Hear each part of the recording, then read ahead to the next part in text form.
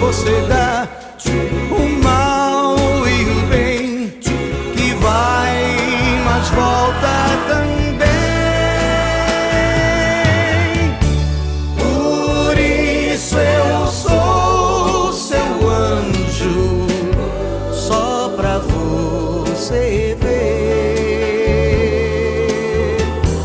Por mais que eu seja um anjo, meu milagre é você.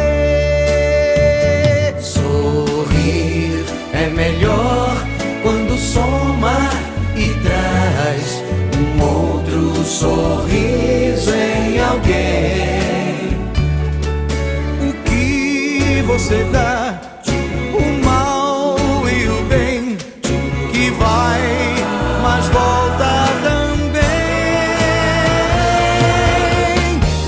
Por isso eu sou seu anjo, só pra você ver. Por mais que eu seja um anjo, meu milagre é você. O meu milagre é você.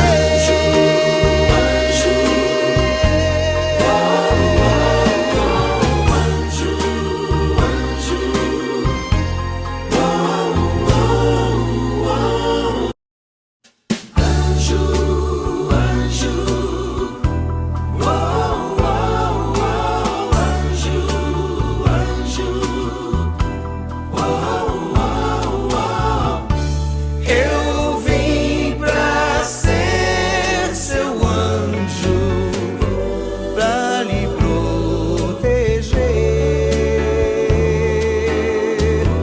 do céu de onde eu desci. Eu vim cuidar de você. Quem sabe ouvir um anjo, sabe adivinhar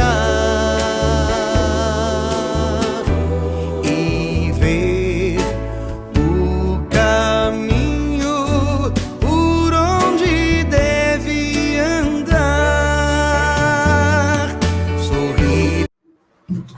Vamos iniciar o nosso estudo das quintas-feiras e para isso vamos fechar os nossos olhos, agradecendo a Deus, a Jesus, aos bons amigos espirituais, todo o amparo, toda a proteção que nos possibilitam que estas bênçãos possam estar conosco, Senhor, dando, a partir da tua proteção, toda a ajuda necessária que nós compreendamos e reavaliemos este ano que está prestes a se finalizar.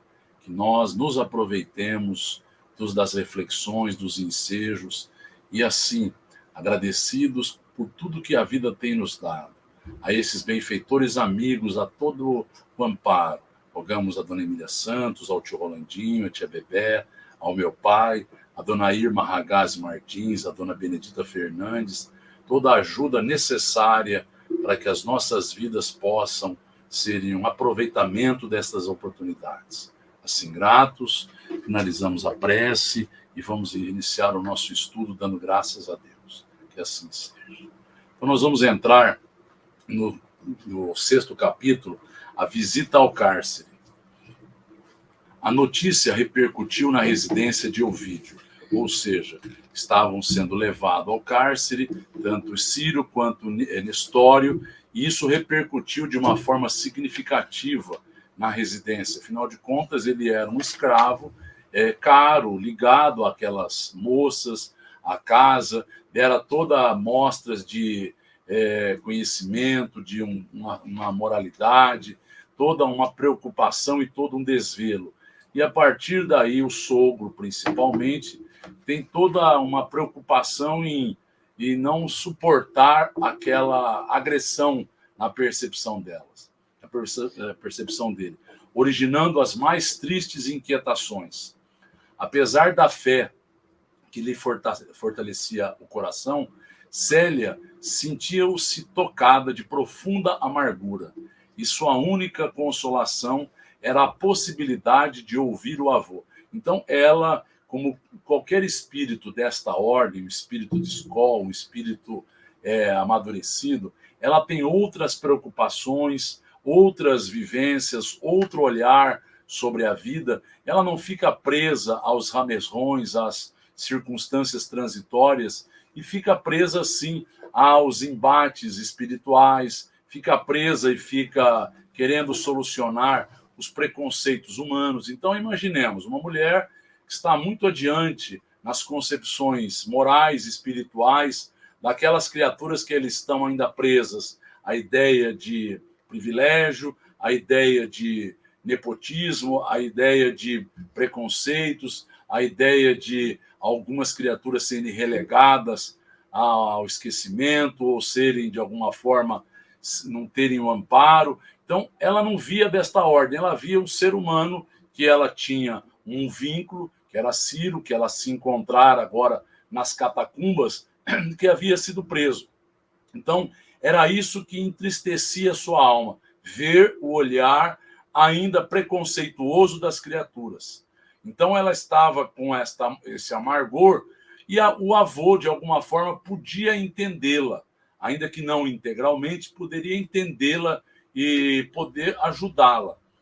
Que o vô já lia avidamente os evangelhos e as epístolas de Paulo. Então, veja bem, ele foi acionado por ela e começou a compreender, com o conhecimento que ele tinha, com a bagagem espiritual que ele já possuía dos autores gregos, ele foi vendo a lógica irretorquível dos ensinamentos de Jesus, mas mais do que qualquer coisa, ele foi vendo os exemplos. Ele foi vendo agora a fé indômita de Paulo, que foi abrir caminhos em todas as localidades da Judéia, em todas as localidades da Ásia Menor, foi a África, foi as localidades em que foi possível, foi a Grécia, que ele foi recepcionado de uma forma muito, muito ruim pelo preconceito grego, foi a Roma, foi a Espanha. Então, ele conhecia agora todas as epístolas, ele lia de forma intensa, vendo que aquilo dava um acalanto, dava respostas à sua alma.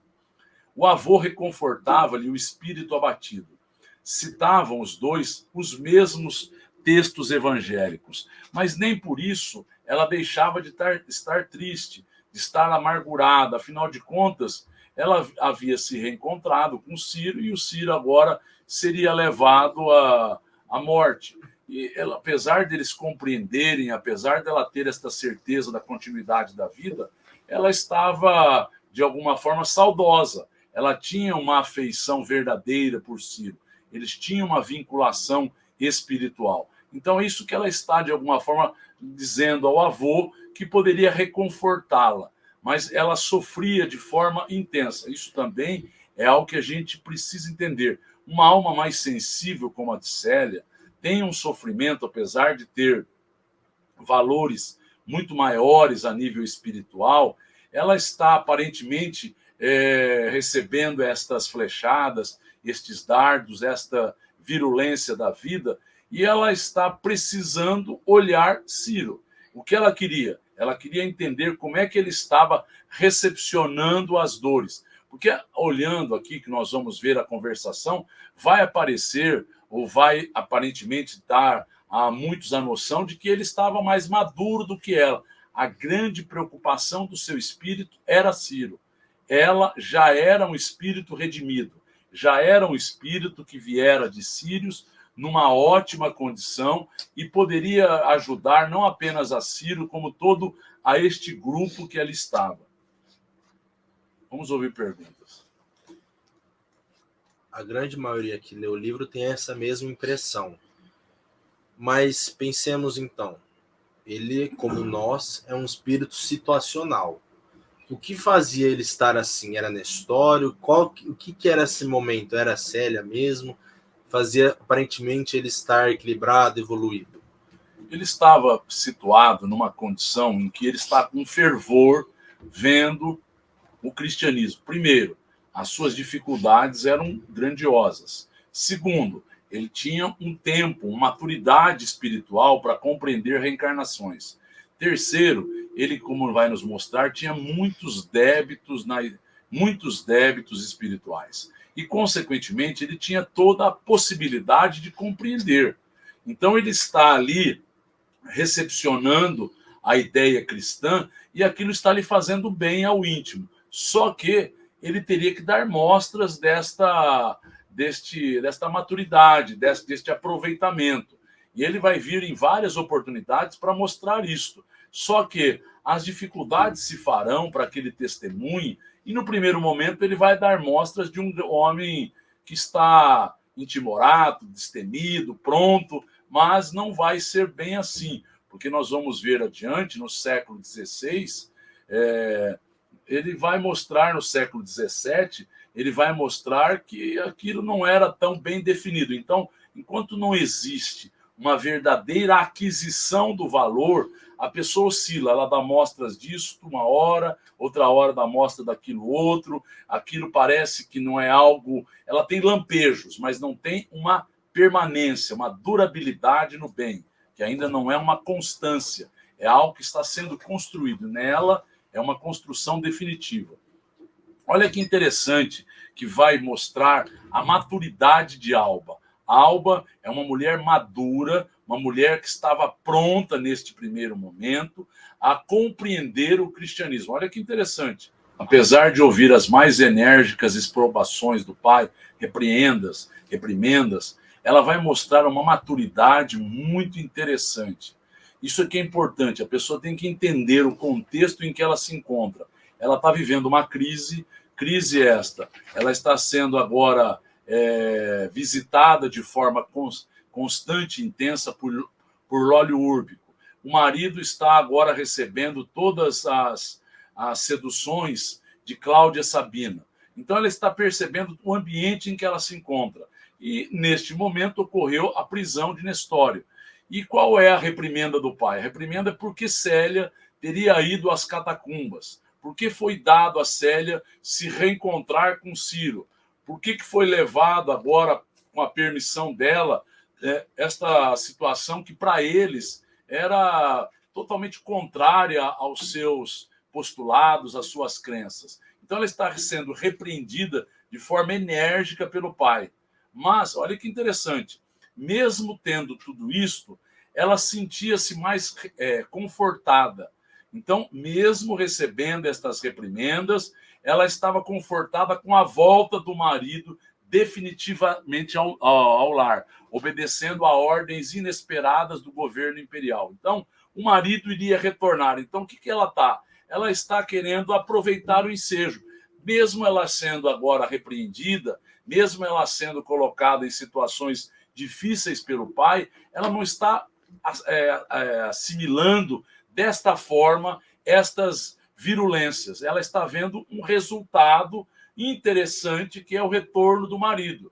Então, olha bem a percepção de uma mulher madura, atribuindo este júbilo da volta de Ovídio às preces de Célia, de Túlia e de Célia. E estava intimamente agradecendo ao novo Deus. Era um bálsamo ao seu coração atormentado. Então, para ela, as reprimendas não iriam atingi-la. Ao invés de atordoá-la, ao invés de criar nela um mal-estar, ao invés de determinar na sua vida um estado que ela poderia redarguir, isto, aquilo, ela silenciou, acatou as ponderações, não quis se justificar, não entrou em situações porque ela entendia que ela precisava manter a inteireza do lar. É o que ela vai mostrar adiante, que é bem interessante ver uma mulher madura, que entendeu qual era a sua ocupação no equilíbrio familiar, qual era a ocupação de uma matrona, o que era esperado de uma mulher no seu desempenho para que a família se mantivesse equilibrada. Então, ela estava auxiliando a manutenção desse equilíbrio, porque ela poderia agora fazer isso e aquilo, ela poderia falar para o pai que Lólio Úrbico, que era o seu chefe, estava fazendo isso e aquilo, ela podia falar para o pai que estava acontecendo, ela não quis justificar, ela quis se manter tranquila, ela quis se manter aproveitando a alegria antecipada que lhe esperava com a presença do marido. Com efeito, Elvídio voltou satisfeito e aliviado. Então, ele estava voltando ao local, né, ao seu lar, às hostes familiares, que lhe davam alívio. Afinal de contas, ele também se sentia contrariado, ele se sentia ressentido em função da sedução contínua de Cláudia Sabino. Cláudia Sabino, lembremos-nos, estava articulando um ardil, uma estratégia, sabendo que ela havia mudado a maneira de agir junto a Elvídio. Ela não iria agora seduzi-lo, mas ela iria criar um clima de confiança, um clima em que ela iria mostrar os seus conhecimentos, o seu talento, a sua agora artificialidade sendo mostrado como dotes artísticos, para que, num outro instante, aquilo que fora conversado por Plotina, ela pudesse fazer agora um acionamento mais, diríamos assim, mais letal, mais incisivo. Mas ele voltara desta forma. Informado pelo sogro a respeito de Nestório e da sua atitude, se surpreendeu penosamente. A atitude era, Nestório era cristão, e Nestório, além de tudo, era pai de Ciro. Então, tudo isso foi veiculado, isso foi mostrado com letras assim muito intensas e com uma emoção à flor da pele, para que ele sentisse toda aquela situação. Então, primeiro, isso desgostou a ele, sim, que Nestório era um cristão que ele colocara no lar. Segundo, que ele era pai de alguém que ele tinha uma profunda aversão, que era Ciro. Porque Pausanias havia feito o quê? Havia falado uma série de incongruências, uma série de aleivosias, de mentiras, que fez com que ele tivesse esta aversão. Se ele soubesse, na realidade, em profundidade, Ciro sempre disse a Célia para que mantivesse o lar, que eles estavam construindo um amor espiritual e não com buscas materiais, mas não era conhecido. Aquilo que fora veiculado, aquilo que fora pintado, criaram uma situação muito ruim. Mas logo que soube que era pai de Ciro, ele fez um gesto de espanto, de incredulidade, porque isso lhe agastou, isso lhe gerou um mal-estar real. Então, saber que, aparentemente, na visão dele, as coisas se aleatoriamente se concretizaram, se encontraram, como se houvesse isto. Porque, para ele, era assim, ele se simpatizou com Ciro, mas depois começou a desgostar, começou a se antipatizar, começou a ter uma aversão. Depois ele tem uma simpatia para com Nestório. Os dois são pai e filho. Isso gerou nele, primeiro, um espanto, depois uma incredulidade.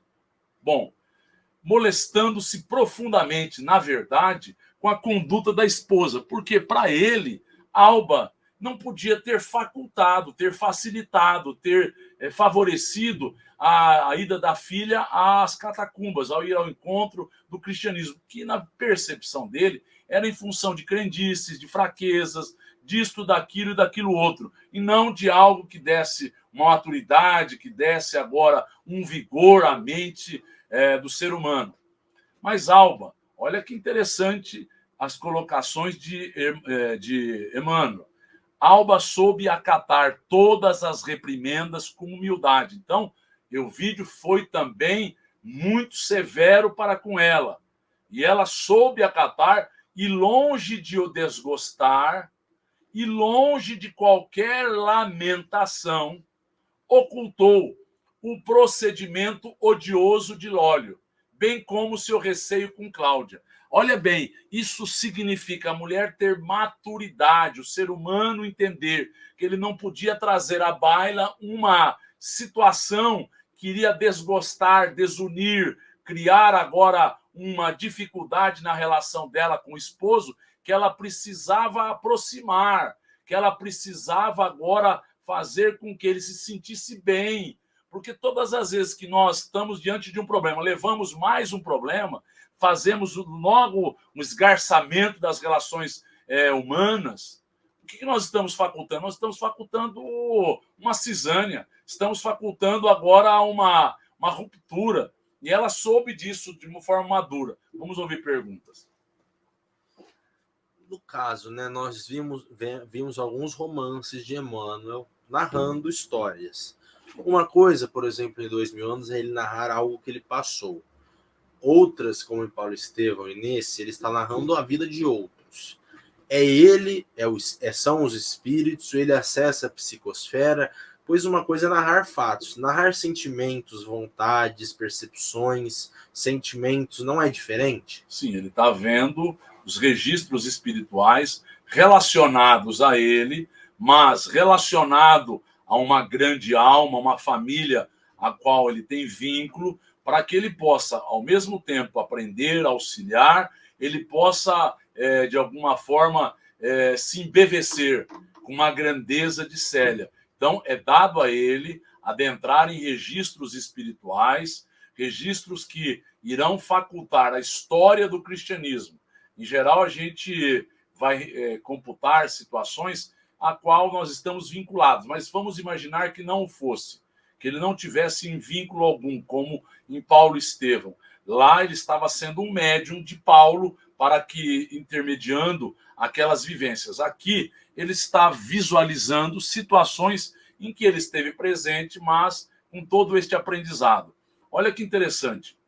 A nobre senhora, nas suas elevadas qualidades de devotamento ao lar e de reflexão nos problemas gerais da vida, operou verdadeiros milagres de afeto e dedicação para que a tranquilidade voltasse ao íntimo do esposo amado. Olha que interessante. Isso mostra o nível de maturidade da criatura. Isso mostra que a criatura tem outros valores. Isso mostra que a criatura, primeiro nós vimos uma mulher que tinha agora uma razão bem delineada, que fazia com que as emoções estivessem sendo comandadas. Por isso, essa mulher vai ser uma mulher que seria a rainha católica da Espanha, que teria agora um cabedal, uma pujança intelectual, emocional para comandar, para dar diretrizes, delineamentos, primeiro ao seu lar. Como é que ela pode, a partir daí, comandar um reino, ser agora respeitada, ser agora alguém que é conceituada? Ela era uma mulher de fibra, uma mulher que tinha uma musculatura moral e espiritual. E ela está ali vendo que se ela colocasse algum senão, se ela imbricasse agora alguma situação que pudesse dificultar a relação dela com o esposo, ela estaria favorecendo um problema maior. E ela, olha bem, operou milagres para que isto não se efetivasse. Então, ela tinha em mente que ela precisava restabelecer a harmonia do seu lar. E ela faria de tudo para que isso ocorresse. Então, quando a gente está diante de uma mulher madura, também é para nós algo interessante, de uma criatura que tem um olhar mais, diríamos, coletivos. Ela não está pensando nela. Ela não está pensando, primeiro, que ela está sendo vilipendiada, humilhada, está colocada em situações de reprimenda. Ela está pensando no coletivo, no lar, que ela queria a todo custo manter a inteireza. Então, isso significa a mulher que vai ganhando valores, renuncia em prol de algo maior, renuncia em prol de uma coletividade, ainda que pequena, mas já está mostrando o seu tamanho. Tamanho esse de devotamento, de possíveis sacrifícios e assim por diante.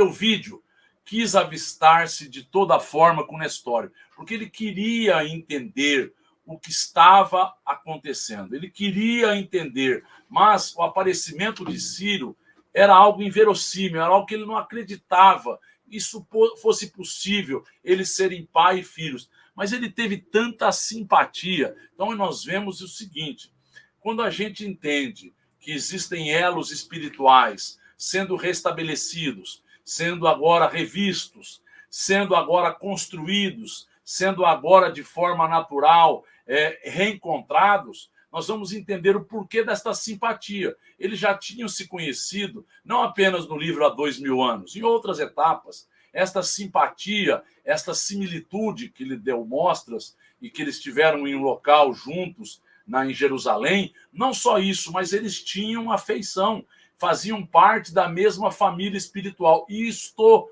fez com que, mesmo ele na condição de escravo, que ele libertou, ele manteve a simpatia. Só que era um escravo. Não haviam perdido esta ideia, este orgulho de raça. Não haviam perdido, não iriam nunca possibilitar, por exemplo, mesmo Ciro sendo um liberto, que ele se consorciasse com a sua filha. Isso era uma afronta. Isso já era demais. E ele passa a ter agora uma aversão a Ciro, porque ele acha que Ciro facultou esta fraqueza emocional na filha. Ciro facultou agora uma visão tortuosa na filha. Então, ele não perdoava Ciro. Nestório, ele vai até Nestório. Já sei os motivos que te trouxeram ao cárcere, mas não hesitei em vir para ouvir-te. Olha bem, olha que interessante. Ele foi porque ele se sentia muito bem agora envolvido por Nestório. Tal a estranheza que me causou. Havia um tom de sensibilidade e de simpatias feridas. Olha que interessante. Que Nestório recebeu como bálsamo, dulcificante para o seu coração.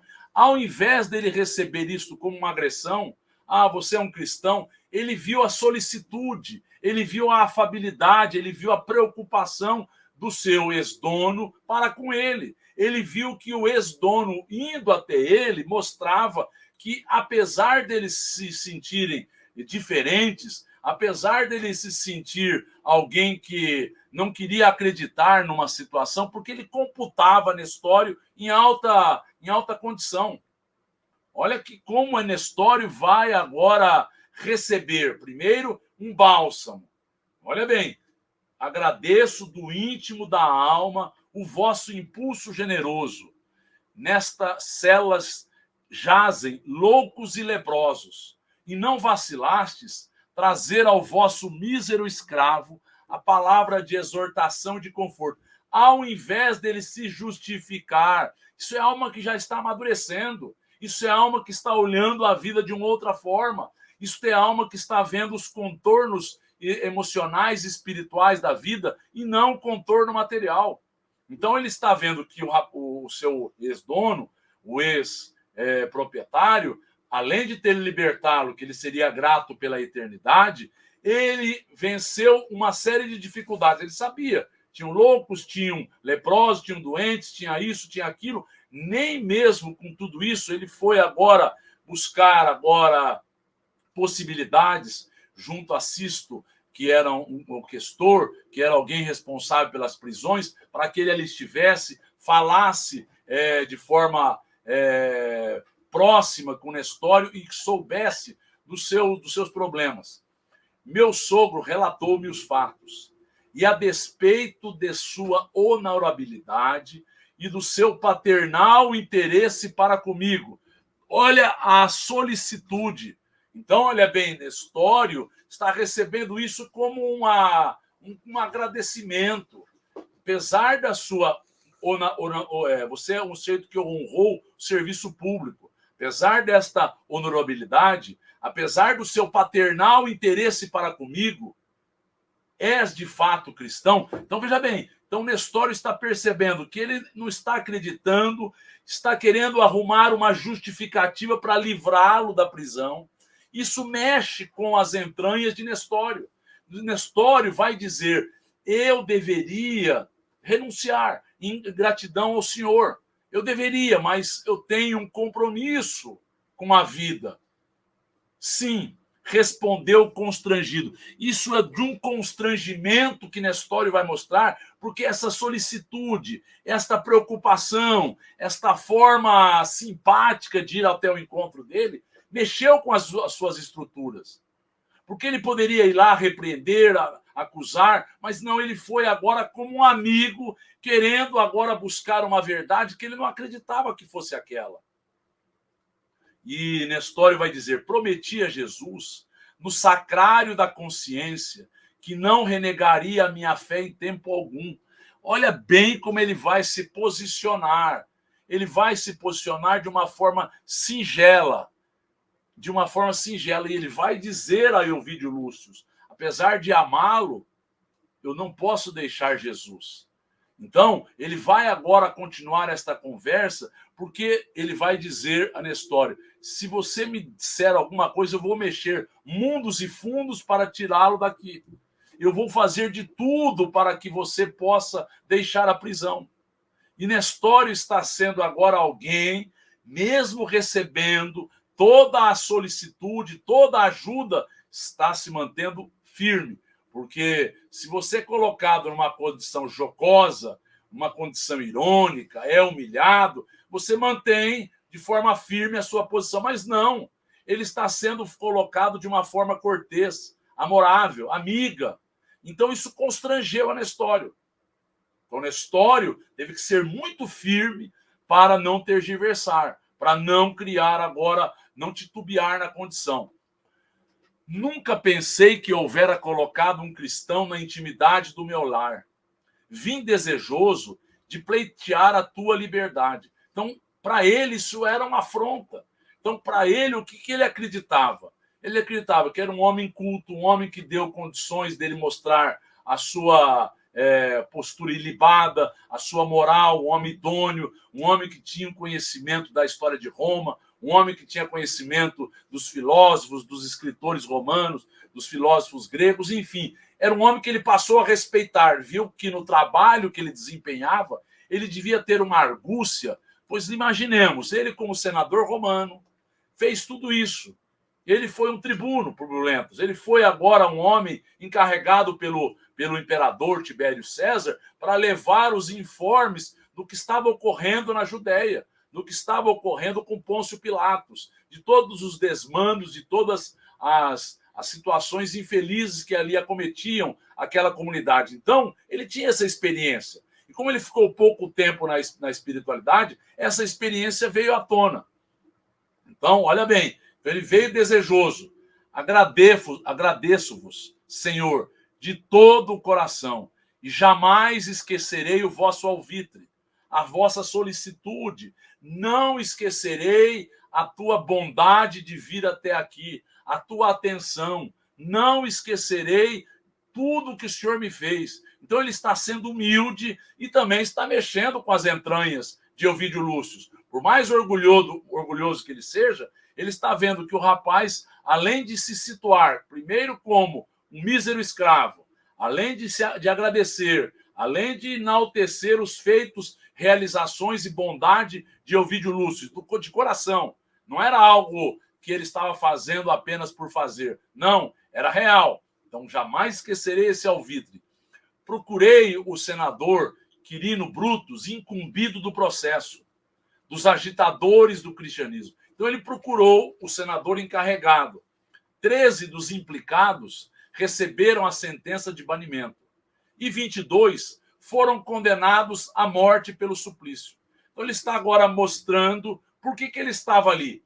E dentre esses 22 que foram condenados, vocês estavam nessa situação. Portanto, eu vim aqui para avaliar, para ver a veracidade ou não destas informações. Se for irreal, eu irei agora lutar para para que você possa ser repatriado ao convívio social. Vi o teu nome de um rapaz que disseram ser seu filho nesta lista. Eles ficaram lívidos, ficaram agora pálidos, mesmo com aquela convicção, mas era algo que estava agora sendo colocado. Eles sabiam, mas alguém agora alardear de uma forma clara, peremptória, mexeu com as estruturas, não que eles estivessem temendo, eles estavam esperançosos de um reino que estava agora sendo veiculado. Eles estavam esperançosos de um reino que lhe fora ofertado, não apenas a eles, mas todos aqueles que resistissem em nome de Jesus, em nome do bem, para mudar as entranhas da terra. As entranhas da terra de não poder perder nada, de nunca dar um passo atrás, de nunca renunciar, de nunca ser solícito, porque para eles isso era covardia. Para isso aí era orgulho ferido que eles não poderiam nunca aceitar. Para eles, isso, além de ser uma covardia moral, era algo que mostrava uma fraqueza íntima. Como eles iriam entender o orgulho de raça, a percepção em que eles foram criados, era outra. Olha o que ele vai dizer. Não desejaria abjurar uma fé que te facultará a morte infamante? Você não gostaria de deixar a isto que não vai levar você a lugar algum? Você vai ser levado à morte. Este é o teu filho? Sim, este é o meu filho. Então agora, porque eles estavam tão desfigurados quando ele os viu, que ele não reconheceu de pronto Ciro. E além do que, havia se passado um tempo. E ele viu que aquela situação era uma situação delicada. Então, olha bem o que ele está dizendo. Jesus exerce em mim um jugo divino e suave. Não poderei abjurar uma fé que constitui a luz de minha alma. Olha bem, eu não poderei nunca me esquecer que é a razão da minha vida. E, além de tudo, eu tenho um reconforto ao meu espírito. Além de tudo, eu tenho um abalizador para os meus dias. Além de tudo, eu consigo compreender os senões, as dificuldades, os problemas em que todos estamos inseridos. É uma visão diferenciada da existência. Então, eu não posso abjurar de algo que é algo que me mantém vivo, que me dá razão para viver, a luz de minha vida.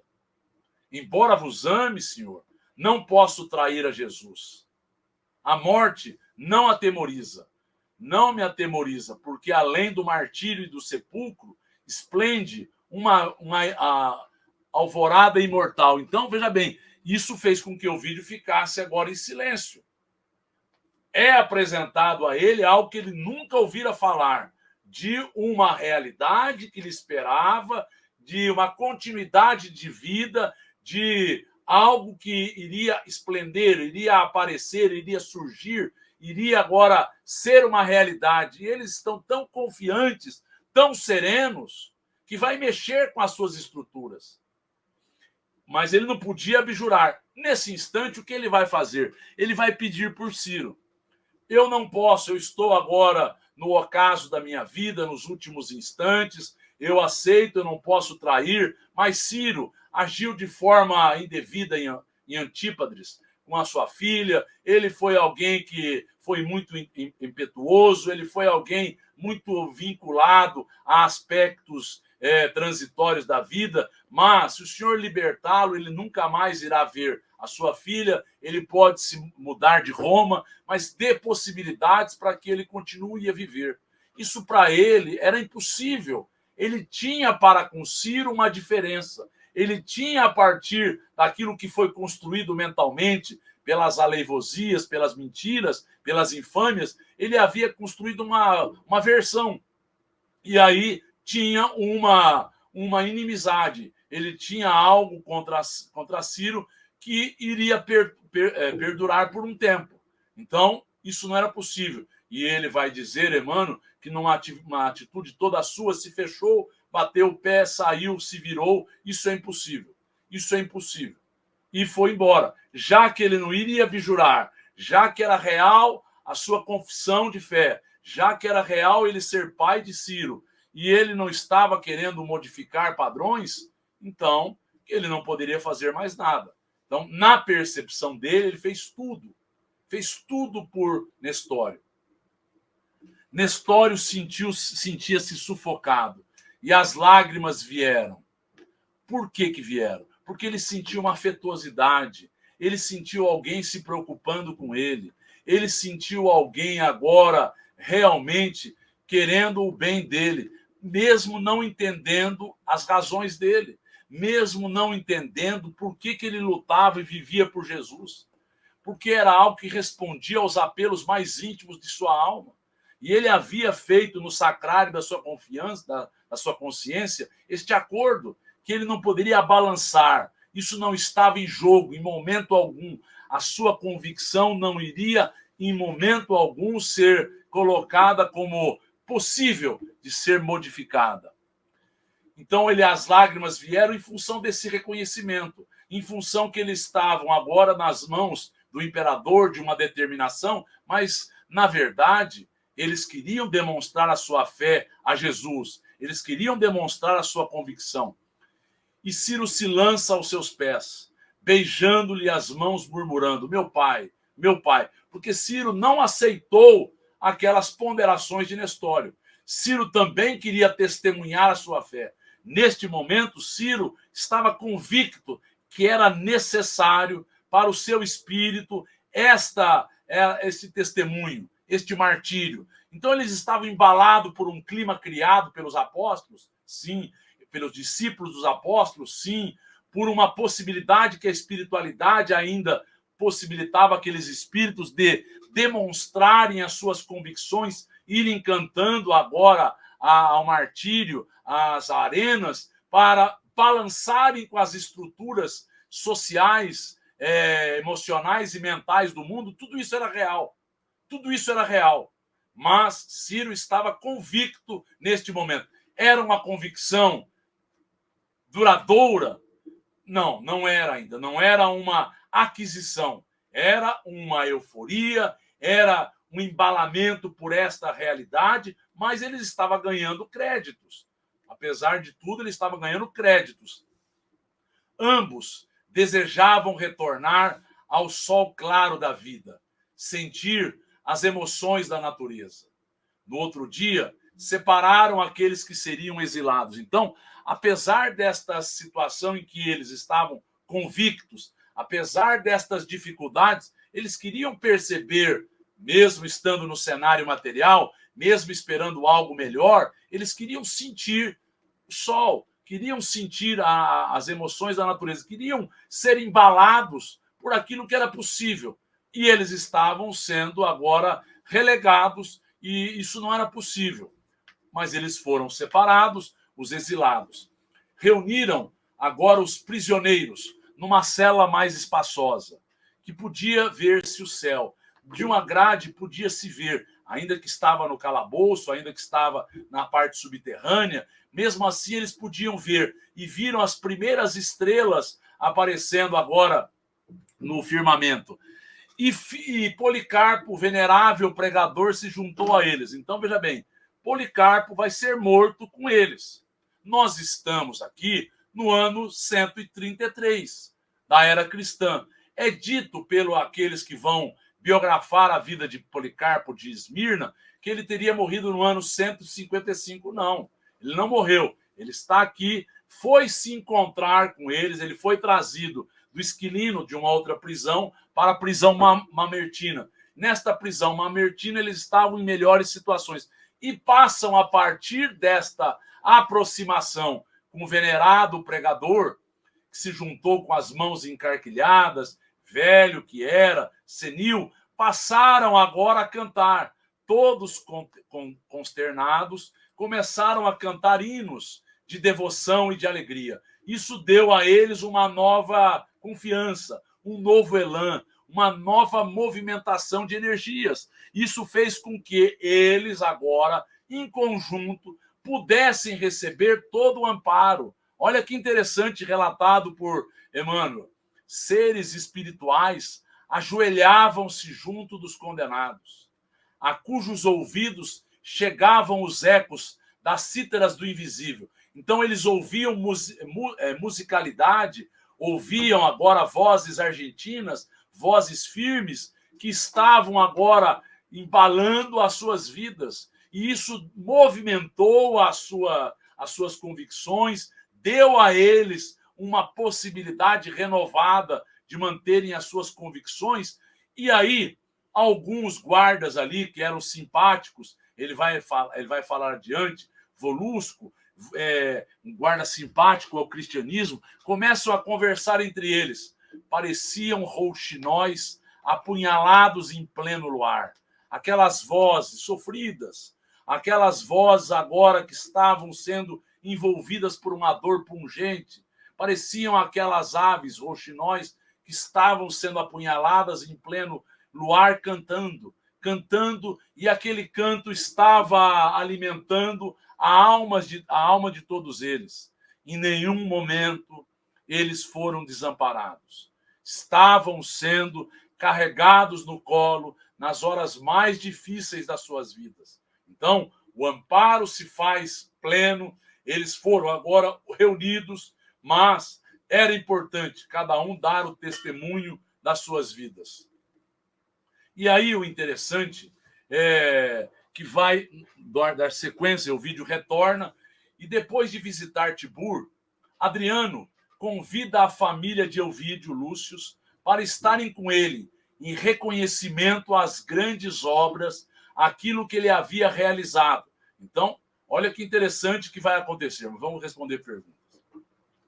Sabemos que espiritualmente não há retrocesso, né? Não há anjos decaídos. Então, vemos Ciro reencarnado 1.600 anos depois na Espanha, né? Como padre. Isso que ele passou, não, de certa forma, não se valeu nada espiritualmente para ele? Valeu sim, valeu, e ele vai agora relatar, mas ele era alguém com muitos débitos passados, com muitas atrocidades cometidas, com muitos comprometimentos estabelecidos. Ele precisa dar mostras. Então, por mais que nós façamos, a gente precisa entender os nossos comprometimentos, aquilo que nós agora prejudicamos a psicosfera planetária, aquelas pessoas a quem nós agora prejudicávamos outrora, a nós mesmos. As mudanças têm que ser mostradas de forma real. Ele teve créditos computados em seu benefício, ponto. Mas isso não era suficiente para ele reparar todas as atrocidades que ele havia cometido. E ele vai ter este sonho e vai relatar isto a Célia, que é bem interessante. Mas aqui nós estamos vendo que eles tinham a proximidade com Adriano. Então nós estamos vendo a família reunida. Então está ali Fábio Cornélios com a sua filha, a Alba Lucínia, Caio Lúcius, a Elvídia, Caio Fabrícios, a Elvídio Lúcio, eles estão ali, todos ali indo ao encontro de Adriano. Adriano os recebeu com amabilidade, dirigindo-se a Elvídio nesses termos: tuas realizações excederam a minha expectativa mais otimista. Ele foi para administrar, mas ao mesmo tempo ele tinha um senso artístico, ele sabia como, junto com Cláudia, que tinha este talento, eles souberam fazer aquilo que havia sido predeterminado, aquilo que havia sido solicitado. E aí, ele, em função desta gratidão que ele estava para com a família de Elvídio, ele pergunta: quando se efetua o enlace, o casamento de tua filha? Pretendo fazer uma viagem demorada pela Grécia antes de me recolher a Tibur. Então, a ideia de Adriano era esta: ele iria à Grécia, mas antes dele ir à Grécia, ele precisava agora ter toda uma festividade em Roma. Muito bem. Então, e depois ele voltaria, permanecendo um tempo longo nas províncias, passando pela Itália, mas fundamentalmente chegando até a Grécia, Atenas e aquelas localidades ao derredor. E ele, então, questiona: quando é que o casamento se faria? Augusto, nos honramos com a vossa generosa atenção. O enlace de minha filha depende tão somente do noivo, que não está aliciando a experiência da vida, que está aliciando melhor. Então, o que ele está querendo dizer? Que o noivo não se não se põe, não se determina, não marca um casamento, porque ele está aproveitando, entre aspas, as delícias da vida. Esta é a brincadeira que está aqui sendo colocada. Antes de atender aos reclamos do amor, antes de atender às responsabilidades do casamento. E o imperador, então, Adriano, vai colocar: que é isto, Caius? Que esperas ainda para concretizar este enlace, este casamento? Se Vênus, então, olhe bem como é que eram as conversações de pessoas letradas, de pessoas que conheciam a mitologia grega, a mitologia romana, e a partir daí faziam situações jocosas, situações em brincadeiras que redundavam numa cultura por trás dela. Se Vênus, então Vênus é a deusa do amor, não te bateu fortemente às portas, não podes entreter com promessas o coração que te aguarda em primaveras de amor. Então, se ele não foi envolvido por esta deusa, se ele não está efetivamente certo do que ele está buscando, então ele não pode segurar, não pode reter em promessas de amor aquela que te espera em primaveras de amor, que está ali esperar. Vossa palavra, ó César. Então isso ele não leva como uma admoestação, mas leva como uma brincadeira. A vossa palavra, ó César, porque ele coloca aqui ele coloca o vocativo, ou melhor, o Augustino, a forma de tratar ao imperador. A vossa palavra, ó César, conforta-me o espírito, como os raios do sol. Entretanto, tendo de substituir Vênus por Juno, então Vênus era a deusa do amor, mas um amor licencioso, um amor em que ela está junto com Júpiter aqui, ela está agora tendo vários problemas, e agora Juno era a deusa do casamento, aquela que envolvia-se com os lares romanos, queria dar toda a sustentabilidade a estes lares. Então, tendo de substituir Vênus por Juno em meu santuário doméstico, aguardo a oportunidade propícia. Por que ele aguarda a oportunidade? Porque eles tinham também uma série de sortilégios, uma série de superstições e uma série de datas que poderiam ser mais adequadas, porque eles tinham vários festivais que eram cultuados em Roma, as cidades paravam, eram inúmeros os festivais, então tinham a data adequada. Então ele está esperando esta oportunidade. O ensejo esperado, vai dizer Adriano, deve estar chegando agora.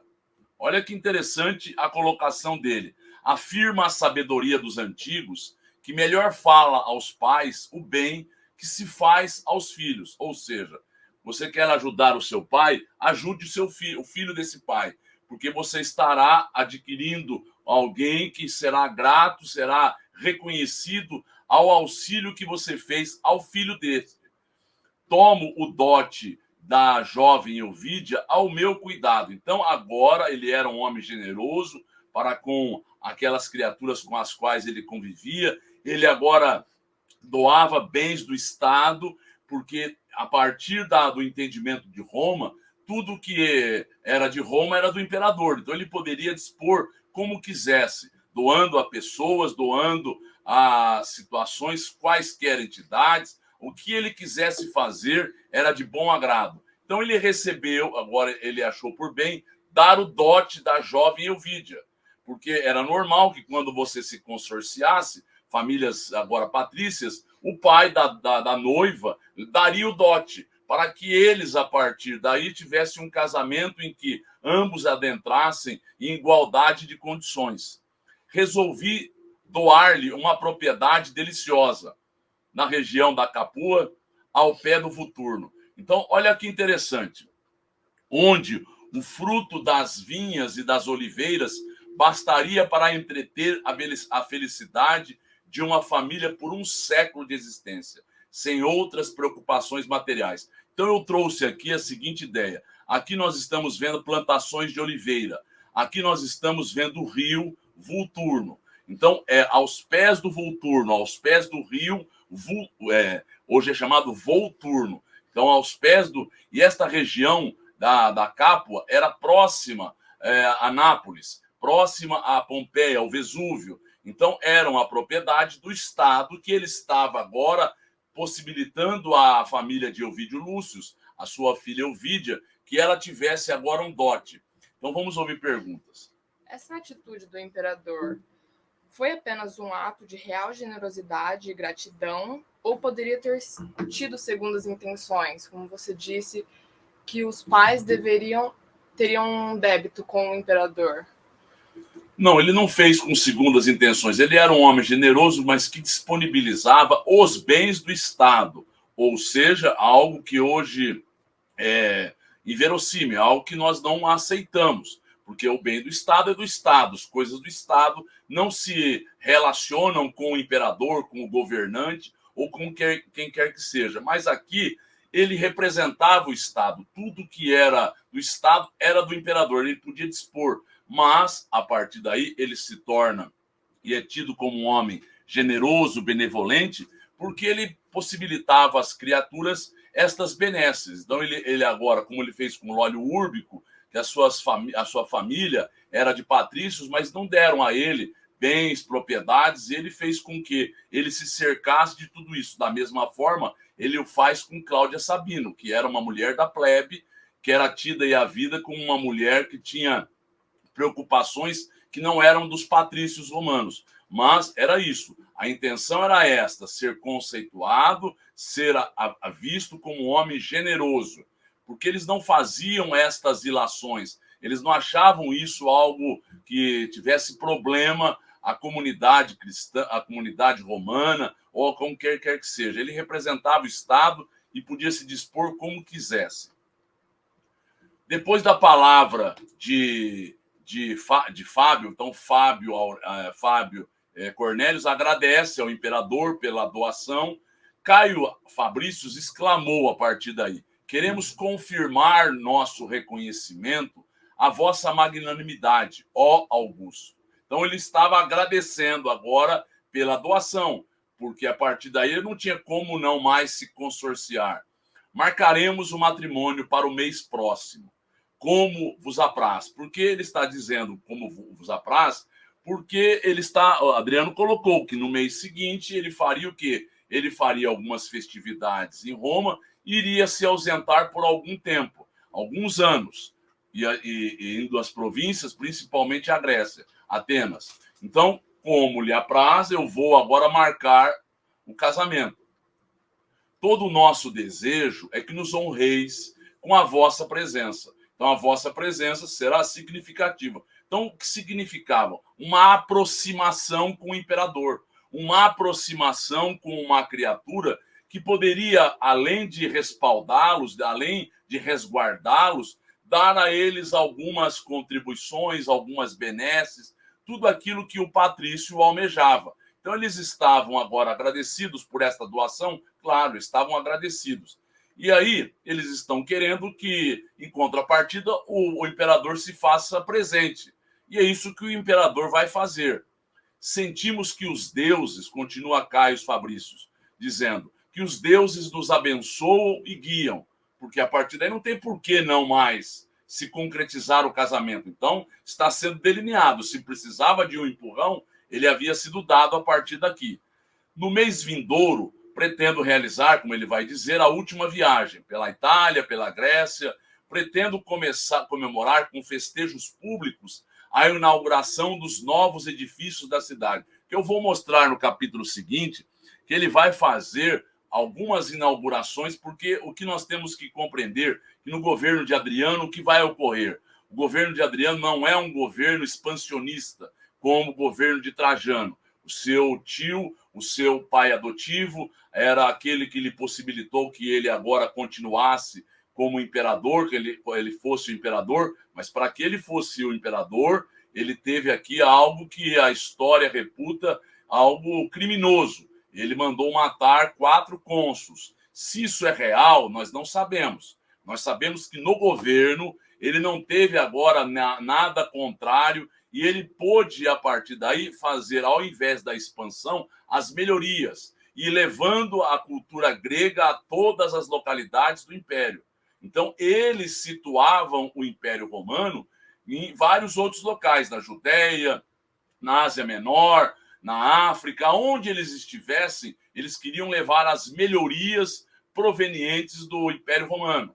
E aí eles levavam, agora no caso Adriano, ele era aficionado pela cultura grega. Então, ele inauguraria novos edifícios, como eu vou mostrar.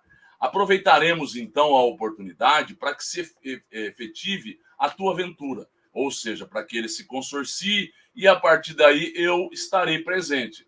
Alba, Lucínia, tinha os olhos úmidos, abraçando a filha, ou seja, todos aqui, olhando sob o prisma material, eles estavam agora em júbilo, estavam em êxtase, estavam profundamente agradecidos a tudo que estava sendo possibilitado a eles. Ou seja, uma vida tranquila, uma vida confortável, uma vivenda em que eles poderiam produzir, uma vivenda em que eles teriam a fertilidade, ou seja, aos pés de um rio que facultaria que estas vinhas prosperassem, que as oliveiras agora, da mesma forma, tivessem abundância e eles estivessem em condições de se consorciarem. Então, esta é a situação nesse instante. No outro dia, o imperador ordenou todas as providências para a doação e Caio Fabrícios dirigia-se, a partir daí, à antiga terra da Lavouria, ou seja, aonde ele iria residir. Eu trouxe aqui alguma coisa interessante. Aqui a Via Ápia. A Via Ápia era a via que chegaria até a região da Capua. Então, veja bem, existiam várias vias.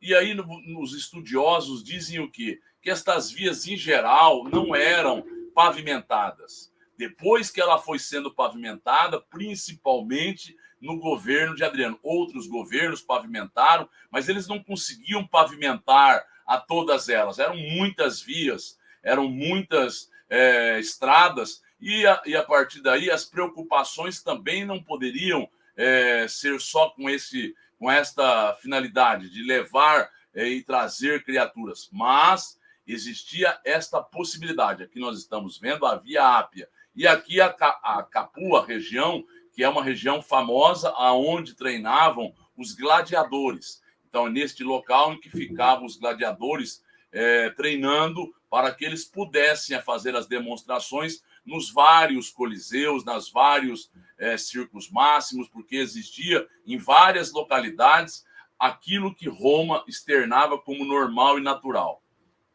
Então, eu trouxe aqui como era mais ou menos esta região. Era uma região bela, porque nós temos que entender que estas ruínas não nos dão a dimensão de como era o apogeu deste império. As construções, a beleza da arquitetura, a beleza a preocupação em aparecer, em aparentar, em ostentar, porque a finalidade aqui é a ostentação. Como nós vamos ver nas festas dos imperadores, esta era a grande finalidade de todos eles, a ostentação, mostrarem o seu poderio, mostrarem a sua dimensão. Então, continuemos. A par dos júbilos, então, a par destas festividades, persistiam preocupações e dores, principalmente com Célia. Então, Célia definhava, apesar dos esforços que ela fazia, mercê das energias poderosas da sua fé. Então, mesmo tendo uma fé convicta, uma fé profunda, mesmo sendo esse espírito lirial, ela estava definhando porque o prisma, o parâmetro pela qual ela parte, não são parâmetros de ostentações, de exterioridades, de preocupações disto, daquilo outro. O que ela agora se sente, diríamos, contristada é com a não compreensão das criaturas em relação ao outro ser humano, que para ela via como igual, se era escravo, se não era escravo, se era serviçal, se era da plebe, pouco importava a ela está numa outra dimensão. E ela vê que aquele ser humano foi maltratado, aquele ser humano foi exilado, e ela reencontra-se com ele. A partir daí, novamente, não é que ela estava sonhando, ela sabia que isso não iria se concretizar na Terra, este consórcio, esse enlace, este casamento. Ela sabia que isso não se faria. mas a proximidade dele poderia alimentá-la, assim como ela iria alimentar a ele. E ela está diante de uma preocupação. Como é que ele se portaria nestas situações? Como é que ele agora iria se animar para uma realidade que ele sabia que não tinha como modificá-la? Porque era isso que estava sendo conhecido. E ela, naturalmente, por conseguinte, ficou sabendo da visita de Ovídio à prisão. Ficou sabendo de como agora ela encontrou a eles. Então, tudo isso era veiculado e ela sabia o que estava acontecendo.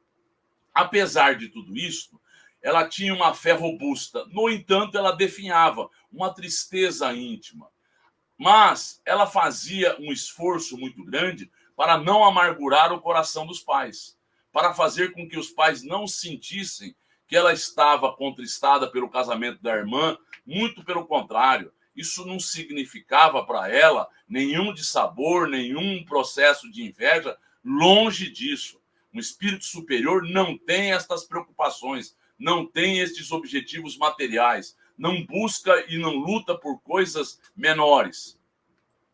Ovídio aumentava seu ódio às ideias cristãs, recordando Ciro com aversão. Então, veja bem, por que ele tinha tantos ressentimentos, tanta aversão por Ciro? Porque ele imaginava que eram estas ideias que haviam fragilizado o espírito da filha.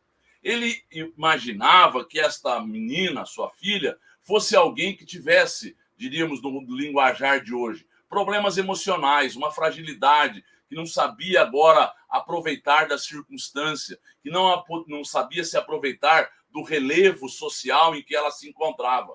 E ele vai fazer a comparação entre as duas filhas. E era um contraste doloroso. Ele via que Ovídia era próxima a ele e via que Célia não tinha tanta proximidade. Na verdade, Célia gostava de todos eles. Célia tinha um amor desmesurado por todos. Mas, afinal de contas, como é que ela agora poderia buscar padrões materiais? Como é que ela poderia se satisfazer com buscas tão pequenas? Ela estava muito além de tudo isso. Isso eles só vão compreender palidamente após o desencarne dela e deles. Eles vão sentir a dimensão dela. E eles vão compreender o quanto ela renunciava em favor de todos eles. Então, ela estava agora num outro padrão. Célia não sabia frequentar os ambientes sociais. E para ele, isto era algo que ele não compreendia. Como é que era possível? E o orgulho da casta, e o orgulho das posições em que eles se encontravam. E agora não se aproveitarem dos prazeres, não se aproveitarem da posição, não agora utilizarem-se disso como algo que poderia mexer com o ânimo deles. Então, o que está aqui na mente destas criaturas? Na mente das criaturas está assim: eu tenho a capacidade de me aproveitar, eu tenho a capacidade de me envolver, eu vou saborear e vou dar à minha vida esse significado. Isto justifica pequenos problemas, pequenas dificuldades, pequenos dissabores, porque, afinal de contas, eu tenho como contrapartida um bem-estar, eu tenho agora banquetes, eu tenho festas, eu tenho agora a posição, eu tenho a possibilidade de me apresentar desta ou daquela forma. Então, era tudo isso que motivava a estas criaturas. E isto passou a ser, no mundo ocidental, um sonho. O sonho de toda criatura, qual passou a ser? Que trabalhar é para aquelas pessoas que não têm capacidade. Então, o nobre é alguém para ser servido. O patrício é alguém para ser servido. Alguém que precisava se banquetear, que precisava estar nas termas, que precisava usufruir de tudo isto. E o ócio passou a ser algo que vai contaminando, vai dissolvendo agora os tentáculos, os padrões que mantinham esta sociedade de alguma forma unida. Então, nós vemos os problemas que vão se apresentando. Pensava Ovídio Lúcio que Célia fosse vítima de fraquezas. E, a partir daí, ele tinha esta avaliação. Ele fora o culpado por gerar junto a ela esta fragilidade. E estas ideias de igualdade e fraternidade era algo que, neste instante, ele não poderia aceitar, não poderia comungar, não poderia entender. A notícia da condenação de Ciro acabrunhava-lhe a Célia. E isso era importante que a gente entenda. Ela tinha uma capacidade de absorver, mas ao mesmo tempo de se entristecer. Entristecer pela falência humana. Se entristecer porque ela sabia que o que estava em andamento, mas sabia também, se preocupava por não saber o que estava na cabeça de Ciro. O que e como ele recebia essas situações. E aí, agora as preces de Célia estavam eivadas, estavam envolvidas das angústias terrenas, sem a leveza suave de outros tempos, que as faziam ascenderem aos céus. Então, veja lá, neste momento, um espírito deste quilate teve uma tristeza. Eu posso computar como uma pequena depressão, eu posso computar. Mas não é uma depressão por fatores humanos.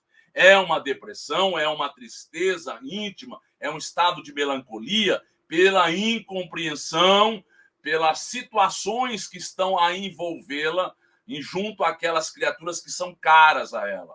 Aquela que respeita, aquelas a qual ela tem um vínculo. Então, o espírito sofre de uma outra vertente. Então, ela tem uma outra capacidade de absorção, mas uma outra capacidade de entendimento. Então, ela não está agora sofrendo por nada que seja material. Ela está sofrendo neste instante, mas ela vai amadurecendo. Ela poderia errar ainda aqui, ela poderia errar. Inclusive, no livro Renúncia, quando ela vai reencarnar, Menandro vai falar a ela: você vai voltar a um plano de sombras, você estará sujeito ao esquecimento, à melancolia de quem está no mundo material, à tristeza e muitas coisas que poderão levá-la a uma queda. Ela não é um espírito perfeito, não é um espírito ainda que não tenha possibilidades do erro. Ela está muito bem posicionada, está situada numa boa condição espiritual. É um espírito próximo a uma realidade que ela vai atingir. Ela vai voltar aos planos crísticos. Ela vai se situar nesta condição. E aí, por que ela está entristecida? Por conta dos fatos. Então, as suas preces ainda têm um laivo, ainda estão envolvidas por estas realidades transitórias. Desejava ver Ciro, ouvir-lhe, mas ela sabia que isso não iria ocorrer. A sua família não iria possibilitar que esta aproximação se fizesse. Saber de sua boca que o seu coração continuava forte e resignado diante da morte, a fim de aurir ânimo na coragem dele. Não é que ela iria aurir ânimo na coragem dele, ela iria saber que ele estava aceitando de forma resignada o problema. Ela entenderia que ela poderia ficar tranquila. A preocupação dela era com ele. A preocupação dela, um espírito vinculado a ela, era saber como é que ele estava absorvendo a estas situações. Como é que ele estava agora se envolvendo com estas realidades. Então, esta era a grande preocupação. Esta era a tristeza da sua intimidade. O organismo de Célia não se mantinha em pé. Então, mesmo que ela quisesse, ela estava agora sem energias. Ela estava agora muito contristada, porque ela estava sem saber, na realidade, como é que essa sua alma gêmea poderia agora absorver, assimilar estes dardos, estes petardos, estas dificuldades que se apresentavam na sua vida. Alba, com o bom senso que lhe caracterizava, sugeriu a Elvídio transportá-la para o Aventino, junto com o avô. Então, porque ela sabia que o pai e Márcia, sua irmã, adoravam a Célia. E lá ela poderia ter agora uma conversação, ela poderia se reanimar, ela poderia agora ter outras possibilidades. Então, o que nós estamos vendo é que o espírito mais próximo a Célia é Quinéio Lúcius. O espírito mais próximo, não que ele esteja no mesmo patamar, não está no mesmo patamar, bem distante, mas o que estava mais próximo, o que estava melhor do que os outros era Quinéio Lúcius. E Alba Lucínia mostrava um tirocínio, mostrava um bom senso. Também eu, vai falar que Cnéio Lúcio a ela. Então, ele veio buscá-la rapidamente, isso foi motivo de júbilo a ele, que ele iria se reanimar, e ele, vendo a situação dela, vai dizer: também eu, no imo da consciência, sou adepto do cristianismo. Então, ele já havia dito que ele estudava os evangelhos, ele estudava as epístolas de Paulo, ele já se aprofundava nesses conhecimentos e saboreava. E agora, aquilo era algo que ele se alimentava com as situações. Com isso, os evangelhos, levado pelas sugestões da tua alma cândida e generosa. Não sabes que Jesus não quer a morte do pecador? Você não entendeu isso? Você não entendeu que os ensinamentos, de forma gentil, de forma muito cordata, ele apresenta dizendo: os ensinamentos de Jesus trazem ensinamentos cheios de vida e de alegria. Se aproveite disso, entenda isso, lembre-se, ele se nos apresenta o reino dos céus, ele se nos apresenta algo além desta realidade. Então, ele vai conversando, tentando tirar dela um bom ânimo. Ela volta a se alimentar, ela volta a se sentir melhor, ela volta agora a se reanimar para a vida. Vamos ouvir perguntas. Essa rápida mudança de Cnéio Lúcio para seguidor do cristianismo demonstra a maturidade dele? Demonstra maturidade, demonstra o cabedal espiritual que ele já possuía e demonstra que isso era possível com a grande maioria a grande maioria, não digo, uma parcela significativa de patrícios, que já tinham cabedal cultural, já tinham informações dos filósofos gregos, já tinham informações sobre reencarnação, e isso iria suscitar neles uma possibilidade de crescimento. Por isso, Roma poderia ser aquela que daria as possibilidades para o cristianismo se expandir, se espalhar. Então, isso era possível. E ele, rapidamente, Cnéio Lúcio, mostrou a sua maturidade, mesmo porque Célia coloca de uma forma não apenas persuasiva, de uma forma carinhosa, mostrando a lógica, mostrando as situações que eram reais. Avôzinho, prometo ter fé e triunfar de todos os sofrimentos, mas desejava ver Ciro antes da morte. E a partir daí, Cnéio vai dizer: você vai ver. Ela não acreditou, mas Cnéio fez o quê? Intercedeu pela neta, junto a Elvídio. Elvídio se colocou de forma contrária. Ele não queria ouvir, mas ele vai dizer: primeiro, ela pode piorar. Depois será a última vez que ela terá um encontro com ele. O fato já está, o veredito já está dado. Não dá para que nós mudemos os fatos. É pura e simplesmente para que ela possa se reanimar. O Elvídio tinha no pai uma admiração, uma amizade sincera e disse que era com ele. O Cnéio entendeu que não era aquilo que Elvídio queria, mas aceitou com bondade em função da solicitação do pai. Levarei minha neta, ele falou, eu tenho como fazer isso. Levarei minha neta na condição de pupila da minha casa, como se fora filha de um sentenciado, pois os prisioneiros não vão morrer como cristãos, vão morrer como conspiradores e revolucionários. Se trata, portanto, do último encontro. O que é importante que a gente entenda? Conspiradores e revolucionários do quê?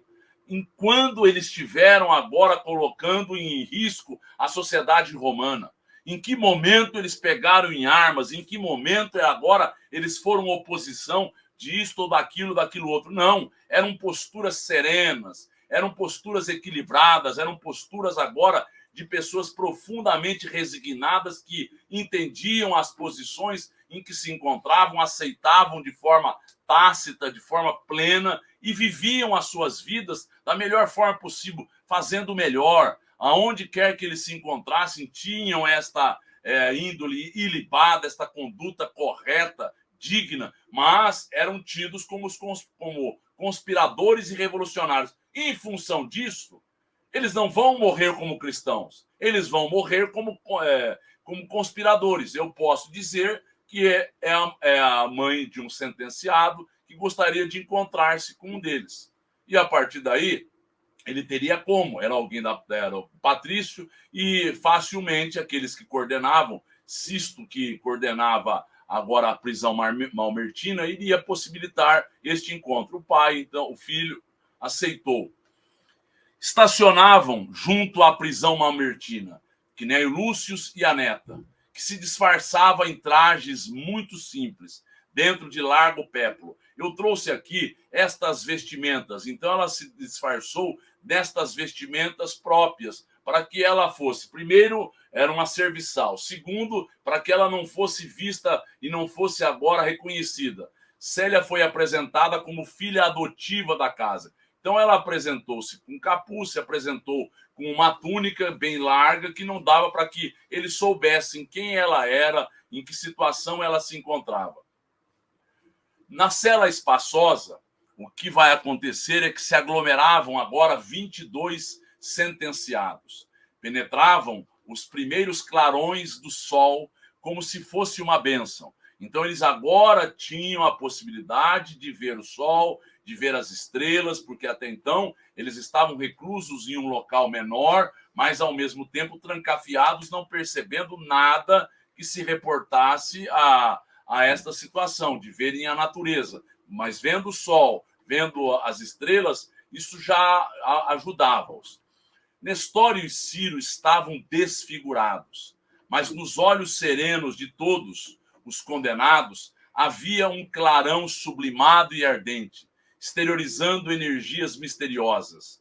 Viviam da fé e pela fé, colocando todas as esperanças naquele reino divino. Então é importante que nós compreendamos. Aqui é a prisão mamertina, e aqui nós vemos que eles estavam vivendo pela fé com uma confiança plena no que esperava a vida deles, aonde eles chegariam, a um reino divino. É aquilo que eles estavam agora se esmerando, se esforçando, porque este clarão, esta ardência íntima, este fervor estava a envolvê-los. Então, eles eram, como nós vimos adiante, eles eram amparados, os espíritos sublimados, superiores, se aproximavam, oravam, cantavam com eles, davam-nos energias para que eles se mantivessem. Tudo isso é real, mas é importante termos em mente que esta convicção no que esperava eles tornava a dor, a situação,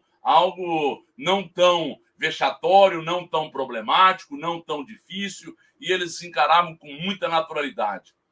Quando Ciro viu a Célia, um grito de júbilo escapou-se do peito de Ciro, ao avistar-se a figura de Célia, que ficou emudecida, pois ela viu o estado em que ele se encontrava. Célia, observando a penosa situação do bem-amado de sua alma, desatou em pranto convulsivo. Agora o problema era um calabouço úmido, a comida era muito pequena, em pequena quantidade, parca, eles viviam uma situação de reclusão, de maus tratos, de um sono muito difícil, enfim, era uma vida dificílima. E, em função disso, eles estavam magérrimos, estavam desfigurados. E ela desatou em pranto convulsivo, vendo a figura dele, vendo o estado em que ele se encontrava. E neste momento, Cnéio Lúcio vai dizer: chora, minha filha, as lágrimas fazem-te bem ao coração.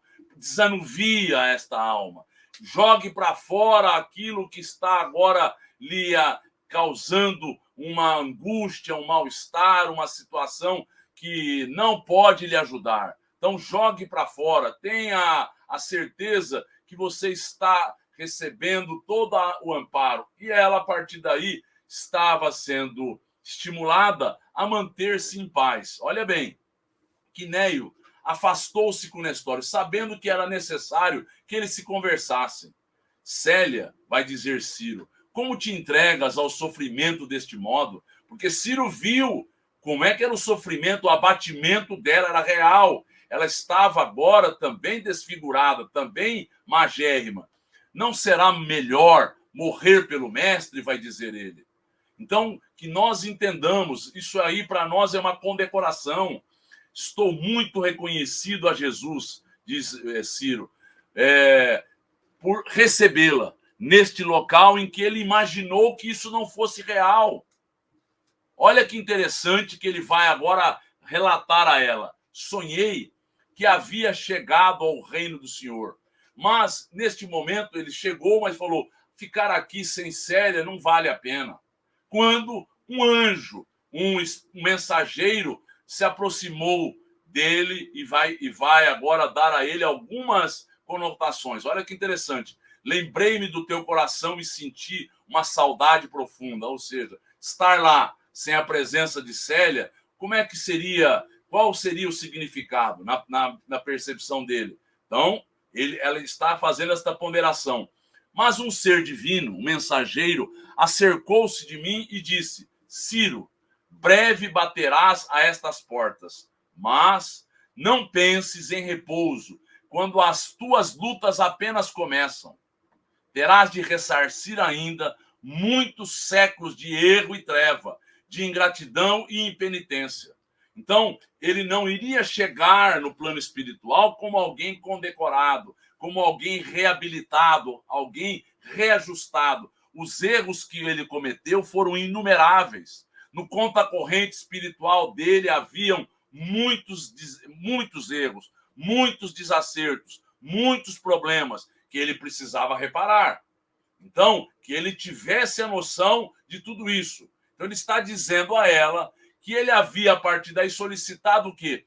Pedir àquela alma pura e carinhosa que, depois da morte, me auxiliasse a renascer junto de ti. Se nesta condição abastada ou não, pouco me importava. Eu queria estar ao teu lado. Jesus há de me conceder esta graça. Promete-me que serás alegre e forte, esperando a minha volta. Então ele tinha a convicção, ele foi alertado que ele voltaria, ele foi mostrado a ele que era necessário a sua imersão na terra, que ele agora entendesse que era importante ele também agora se sintonizar com as coisas materiais, porque ele deveria voltar, deveria retornar em reajuste, em agora mudança efetiva, dar agora mostras que a mudança era real e verdadeira. Não permitas que energias destruidoras te maculem, Célia. Mas, nas horas angustiadas da vida, depois do amor a Deus, deveremos honrar pai e mãe. Então, ele está dizendo a ela. Então, veja bem, era um espírito, aparentemente, com todas as possibilidades de ascender, de crescer. Ele tinha elementos culturais, ele tinha tempo existencial do passado para compreender tudo isso. Ele deveria honrar, ele está dizendo a ela, não repute aos seus pais isto ou aquilo. Entendamos e compreendamos a situação e a realidade da mente de cada um deles. Ela deixou de chorar, mas uma tristeza profunda se fez. Contemplava-o à sua frente, com uma ternura que não saberia descrever, que o coração não saberia como compreender aquilo. Ele era noivo, ele era irmão, ele era o que dela? Porque ela ouvia de todas as formas. As almas gêmeas amam-se em curso de eternidade, confundindo-se na alternativa contingente dos elos do espírito. Aspiram à felicidade pura e só vivem felizes na união eterna e indissolúvel. Então, Emmanuel está dizendo uma situação que ele coloca no livro O Consolador e foi redarguido a ele. Ele não está dizendo que existem metades eternas. Não, ele está dizendo que estas almas, e ele vai falar isso no prefácio do livro Renúncia, estas almas gêmeas são princípios espirituais que foram criados no mesmo instante, ou em instantes muito próximos, e se buscam. E vão, a partir daí, sentirem uma realidade, uma conjugação muito plena com aquele ser que, tendo sido criado junto a eles, também vai abastecê-los. Também vai agora ser recíproco este amor, que é algo que vai integrá-los permanentemente. Não que ela não possa ter outros vínculos, e ele também. Não é isto, é aqui, é muito além. É algo espiritual. Vamos ouvir perguntas. O amor entre almas gêmeas é mais forte do que entre almas afins ou outras? Sim, é muito mais. E todos nós temos, segundo esta concepção e esta teoria, a nossa alma gêmea. Todos nós buscamos a ela. Elas podem estar em várias condições e pode ser que nós não vamos nos encontrar com ela nesta vida, no plano espiritual, mas todos nós temos esta alma de eleição que vai nos manter, que vai nos dar esta euforia, que vai nos abastecer espiritualmente. Então, isso é normal, é uma busca constante por este encontro indissolúvel, eterno. Por isso, ela veio várias vezes em busca de Ciro e outras existências. Dize-me, Célia, que amarás sempre a vida, e com fé e me esperarás. Quero enfrentar o sacrifício com a certeza de que prosseguirás como sempre, forte na luta e conformada com os desígnios do Criador. Sim, por meio da minha confiança nas promessas do Cristo, rejubilarei quando chegares, pois meu coração identificará o teu. Olha bem o que ela está dizendo. Ela vai agora se manter, não é neste enlevo, neste sonho. Primeiro ela vai servir a Jesus. Depois ela vai agora se conformar com os desígnios do Criador. E terceiro, quando ele vier, ela estará preparada e vai saber identificá-lo facilmente. Assim ela está dizendo. Foi sempre assim que idealizei o teu coração humilde e generoso. Não seria melhor eu ter morrido, vai dizer ela, e ter agora te esperado do outro lado da vida? E ele vai redarguir inteligentemente, de forma inspirada. Somos levados a crer que Jesus desejava, como deseja, a tua vida. Não fui eu quem te salvou, mas o Mestre Divino. Ela era uma missionária, ela veio completar, ela veio concluir um trabalho missionário em prol dos semelhantes. Ela veio auxiliar a humanidade, ela veio dar parâmetros para que o cristianismo tivesse outros elementos para que ele propagasse.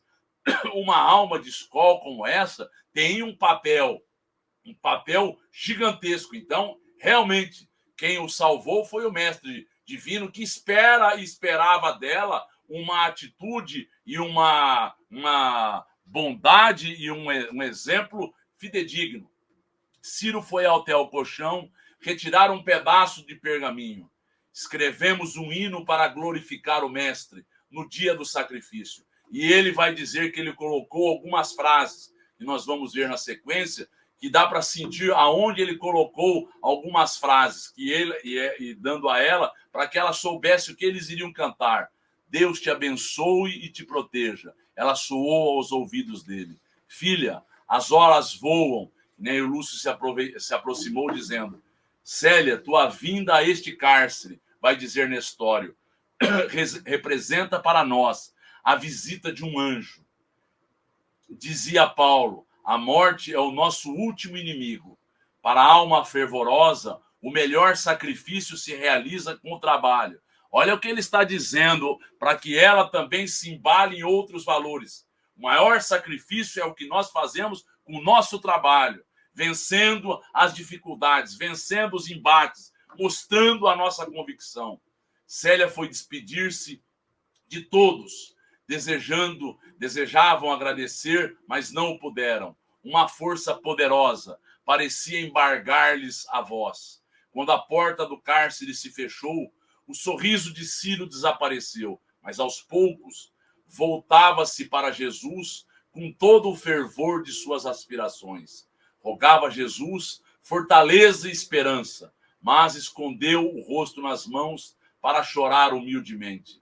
Então, que nós compreendamos este amor, esta devoção, esta convicção que Célia, que Ciro, que Nestório vão mostrar para que o cristianismo pudesse ser espargido, espalhado, mas que nós nos aproveitemos. E nós vamos ver esta alma grandiosa de Célia dando exemplos para todos nós.